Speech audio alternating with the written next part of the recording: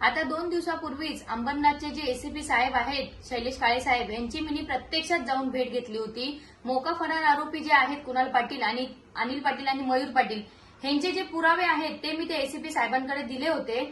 तर आज दिनांक 10 मार्च रोजी ते त्यांच्या ऑफिस राजाराम पाटील नगर काकाडावा येथे ऑफिस आहे, तर तिथे कुणाल पाटील हे प्रत्यक्षात आले होते। तर मी एसीपी साहेबांना फोन केला की साहेब की कुणाल पाटील जे मोका फरार आरोपी आहे ते इथे आलेले आहेत आणि यांना अटक का होत नाही। तर त्यांना फोन केले असं त्यांनी उत्तर मला असे दिले की कळवतो म्हणून। तर मला देवेंद्र फडणवीस साहेबांना माझी विनंती आहे की आज प्रकरण आपण टीव्ही लावल्यानंतर बघतोय की बीडमध्ये जे प्रकरण झालं, त्याच्यानंतर पुण्यामध्ये जे प्रकरण आहे, अशा प्रकारचे प्रकरण जे आहेत एवढे व्हायरल, त्यांच्यासारख्या व्यक्तींना अटक होतात आणि ह्या मोका फरार आरोपी कुणाल पाटील यांनाच का अटक होत नाही।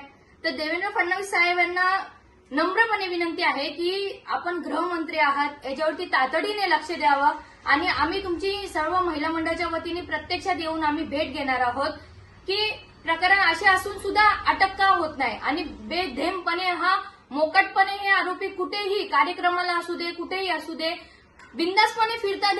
ह्यांचा नेमका आका हाय कोण आणि यांना कोण पाठीशी घालतंय आणि ह्यांना लवकरात लवकर अटक करण्यात यावी, नाहीतर अन्यथा मी एसीपी ऑफिसच्या बाहेर मी सांगितलेलंच आहे की तीव्रपणे आम्ही आंदोलन करू म्हणून।